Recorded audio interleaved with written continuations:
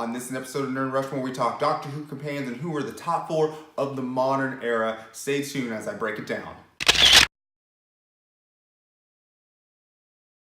Companions are the people who travel with the Doctor on his many adventures throughout time and space. While there are a number of different people who actually end up traveling with the Doctor, we're mainly focusing on the people who travel with him frequently and actually spend some time on the TARDIS. So when it comes to this, I have a few different controversial views. I've gotten many arguments and many debates with people about this. And one of my main criteria for this particular ranking system and how I like to rank them is based on what they do when it comes to saving the world. So basically my criteria is this: I rank them based on who, if I had to choose to pick one of them to be next to me when it came to saving the universe, who would I choose and why?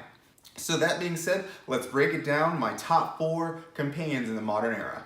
So coming in at number 4 for me is Martha Jones. So for me, I have to put Martha on the list. A lot of people don't like Martha a lot because she's one of those companions who fell in love with the Doctor. And I get that. That complaint about Martha is one that I can see a lot of people being really, really annoyed with. Honest to God, I can't really judge Martha for me personally for this because some attractive, eccentric British woman grabbed my hand and yelled run and then showed me a box that was bigger on the inside and took me throughout all of time and space. I'd probably fall in love with that person too. But what Martha does, which is different from almost all of the other companions except for the one Time Lord, is that from her inception as a companion, she immediately makes contributions. She's immediately helping the Doctor save the world. And this isn't based out of something like luck or anything like that. This is an intelligent person who's studying to be a doctor, and she's immediately making deductions based on things that she doesn't know based on just her pure intelligence. She eventually gets a job actually working with UNIT and actually heading up one of their task force because she has proven herself to be so capable. Over the course of her story arc, or the course of her being a companion, she has to act alone more times than most of the other companions. There's a one time where she has to travel around the world to try to save everybody, to convince people that the Doctor is still around, and there is also the time where the Doctor literally loses his memory and Martha has to spend over two episodes trying to convince or playing out this elaborate scenario with no guidance and in a hostile environment and making sure she keeps the Doctor safe. It's because of things like these, and this happens with her character multiple times over the course of her story. One of the other big reasons why I like Martha is because in the very first episode, she immediately starts contributing and helping, and I think that that is something that obviously is the reason why she ends up traveling with the Doctor, because the Doctor sees in her an intelligent person, a smart person who he thinks that can hold her own in space and time.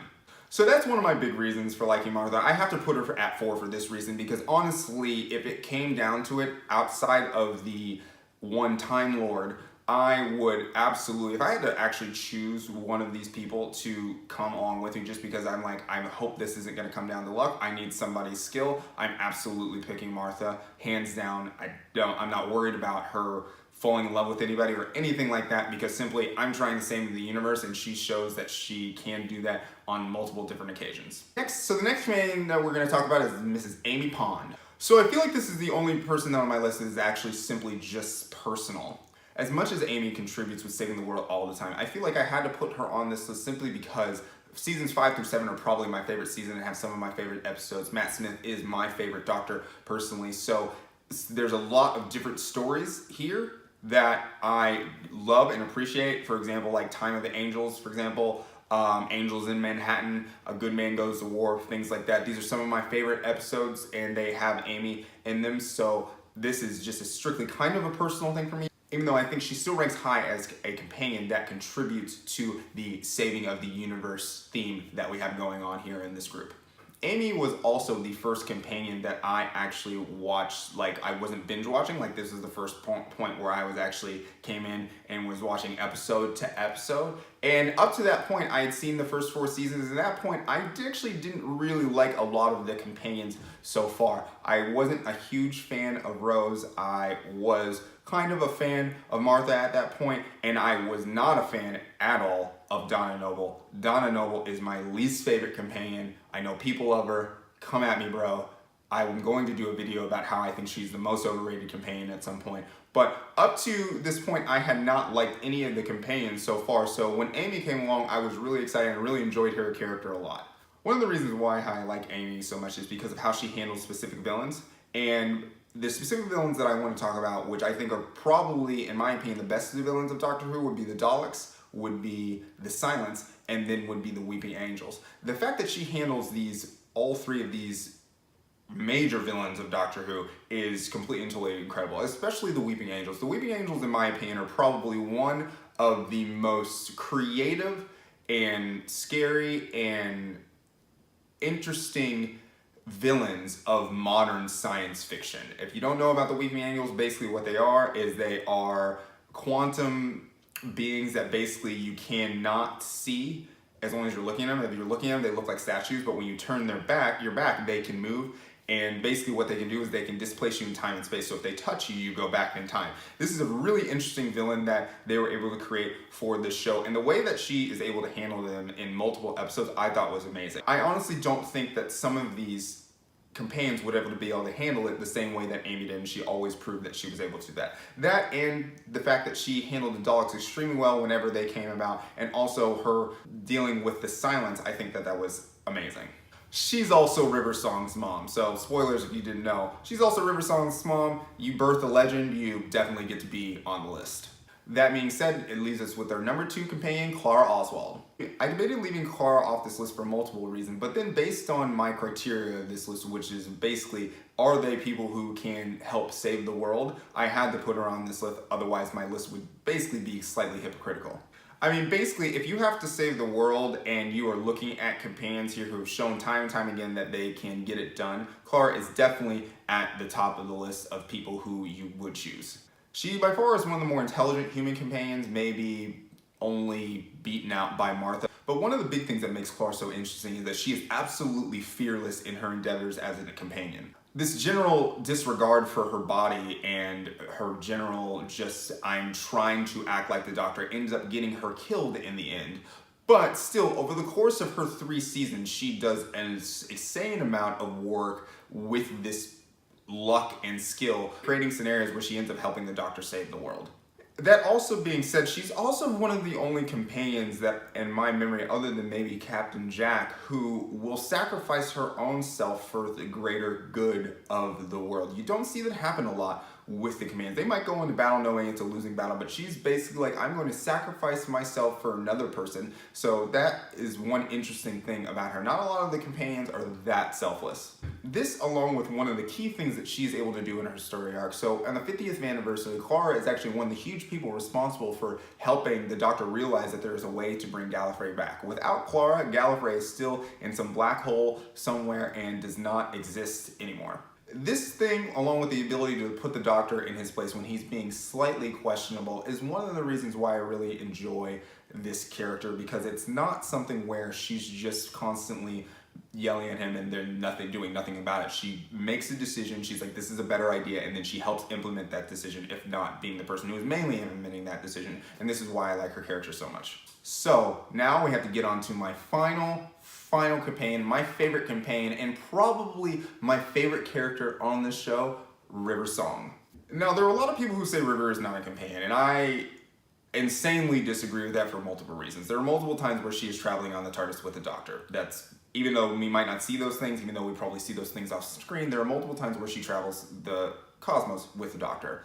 The second thing is that she actually has the deepest connection with the Doctor when it comes to the fact that she ends up getting married to the Doctor. The other thing that River's able to do is she actually has the ability to fly the TARDIS, which is not something that many people in this show, in the modern era, have been able to show themselves to do. There's only been 3 to memory. You have River, you have Missy, aka the Master, and then you have Tasha Lim, who is leader of the Silence. Also, at the very end of Clara's run, you see her kind of figuring out what to do with the TARDIS or how to fly the TARDIS, but up to the very end, you did not know that she could fly the TARDIS at all. So River being able to fly the TARDIS, knowing actually how to be able to turn the parking brakes off and things like that, which makes River definitely a companion. There's too many things in her calling to make her a companion than not, other than the fact that she was never called a companion in real life. Like, that's ridiculous. Neither was Captain Jack, neither would you have to say Madame Vass and Strax. Like, all of those people are still companions, even though they're never technically called companions officially by the BBC, or no one ever announces them.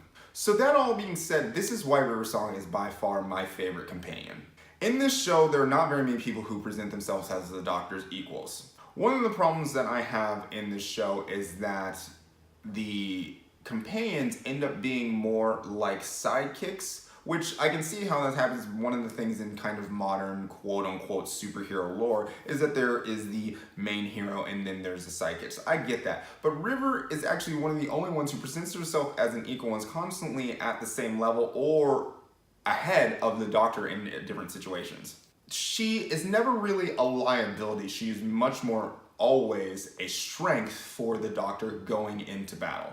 River presents herself immediately as a person who is capable. She's a born leader. Her first episode that you see her in, even though her story arc is kind of in reverse order, but the first episode you see her in, she's leading a team, she's an archaeologist, and she's leading a team to try to figure out what's going on in this library. And she immediately presents herself as someone who, along with the Doctor, can help the Doctor figure out what is going on in this library, which is probably one of my favorite episodes.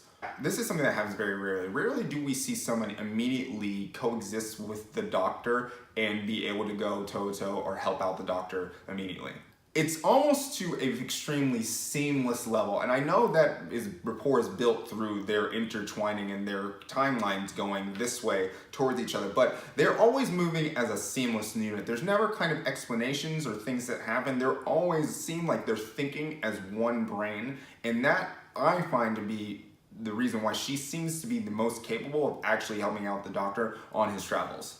The other thing that's interesting is she's actually part Time Lord. So she was conceived on the TARDIS, and because of her being exposed to the time vortex, she has 2 regenerations that we see on the show. Those happen in relatively the same episode. So it's interesting to note that she is a Time Lord. So she obviously has an intellect that's comparable, if not surpasses the Doctor. So that is one of the reasons why I also think that she is one of the more capable companions. And then she's also an expert on all of the villains, including what I think is probably the most dangerous villain in Doctor Who of the modern era that's been presented as new, which would be the Weeping Angels. She's an expert on the Weeping Angels. There's a lot of interactions that we have with when it comes to River and the Weeping Angels. So I honestly think in those scenarios, she definitely holds her own, and she's definitely one of the reasons why the Doctor gets out of the different messes that he's in. She puts the Doctor in his place quite often, like at the last scene in A Good Man Goes to War, she's specifically saying to